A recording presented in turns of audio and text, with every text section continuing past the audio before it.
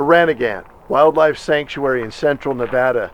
It's one of those dream boondocking scenarios you read about. It's first come, first serve. Even during the off season, there's people piled up over on BLM land. Wait. This is Yeti at Large, a channel focused on making the most out of what you got, no matter where you're at.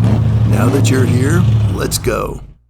Our 8-day, 3-state, 1,500-mile torture test included some off-road and boondocking to test the capacities of our new rig. There's nothing quite like turning onto dirt on the first time. Man, those broken tree branches are awfully close to my AC. We're going very slow. We know there's space in here. What we're hoping to do is find an empty spot. So those dream boondocking scenarios that you always see the travel brochures and read about. So I was hoping I'd get lucky and get a space. I even talked to a few people and asked if they'd be willing to barter their space for the night, but no one was willing to move. I understand why. It's gorgeous here. After 8.5 hours of driving, I think I'm over the highway to the BLM land in the dirt with the other Thunderdome people. Instead of a lakeside paradise, I am in Thunderdome. This is the BLM land right across the street. Now, we got pretty eyeball level. I put a level on both directions, and we're pretty good. So I felt safe cycling the kitchen slide. It's the only one that you need to function if you're just doing a quick overnighter. No need to function the bedroom slide, although I would recommend getting a change of clothes out of the dresser and setting them aside before you do that, because then the dresser is no longer accessible. Bathroom does great. So here in Thunderdome, 2 RVs enter, 2 RVs leave. We're all polite and working together as a team. Seems pretty good. I think they're going to get a pretty level spot. We got a barky dog. That ain't going to bother me a bit. So instead of paradise, we're up here in Thunderdome. You want to say hi? You look like you're a happy dog. My dogs didn't get a come on this trip. There you go. Work it off. Work it off. So just because we're boondocking in Thunderdome doesn't mean we need to live like Neanderthals.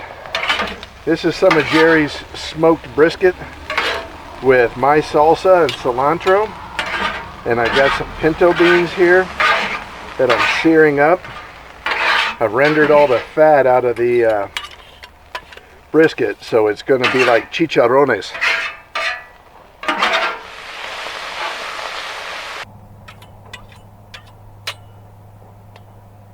We toast our burritos so they hold together real nice when I pour tons of hot sauce inside them.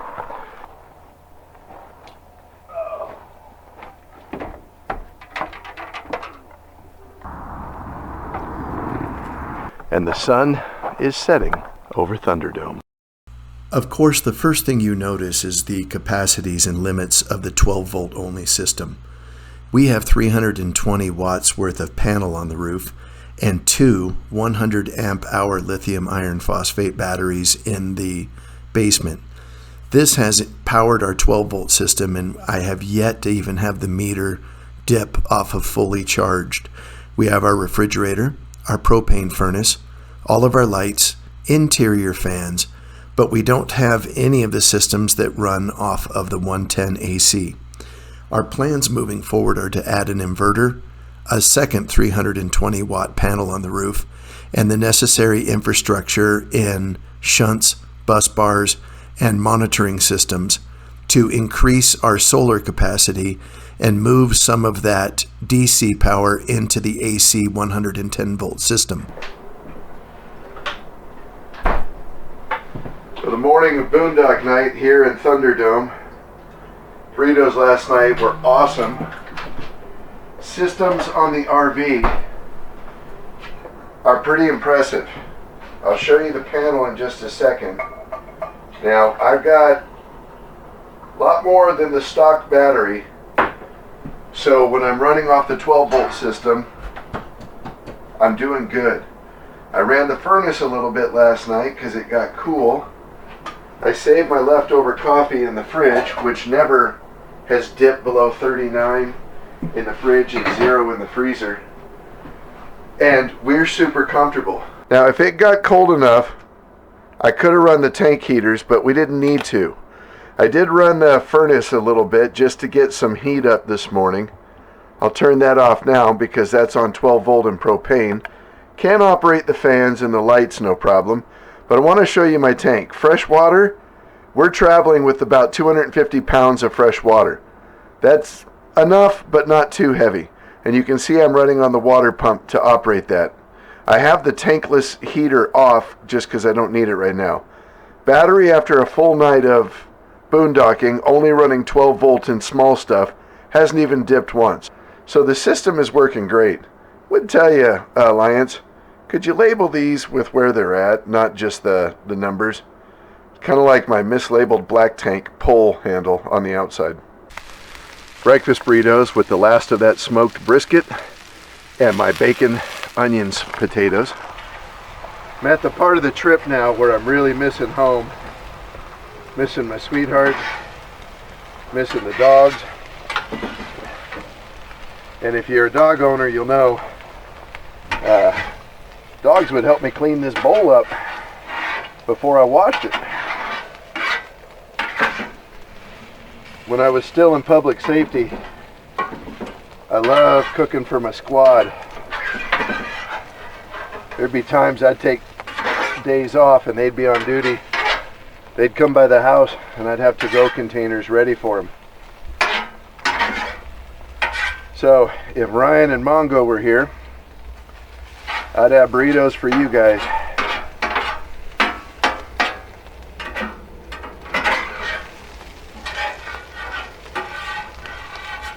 And yes, Andrew and Gary, I'd have burritos for you too.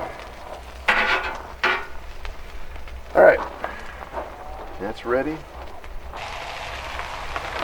One of my favorite memories of cooking for my squad was my big Russian. He was a javelin thrower. I brought this whole casserole dish of grilled chicken, fettuccine alfredo with broccoli. He picks the whole thing up, sits down, looks at the rest of the squad and says, "What are you guys gonna eat?" I have just made this burrito absurdly large. And I don't care.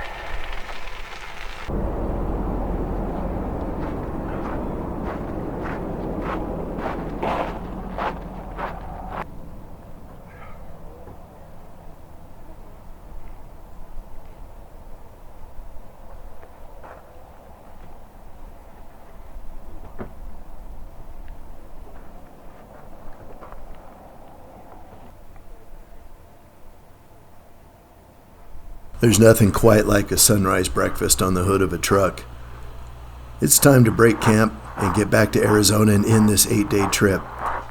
Here are the thumbnails for the other videos we've done covering our torture test, and we invite you to watch those. Please, leave a like down below, subscribe to the channel, and share it with a friend. We'll leave you with a panoramic view of the Pahranagat Wildlife Preserve.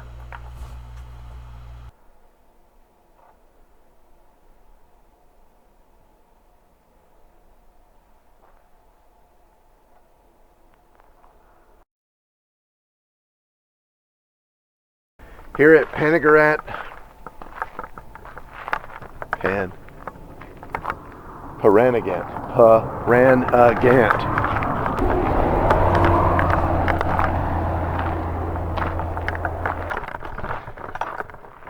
See, the rejects that don't get the sweet first come, first serve spots work together, work as a team.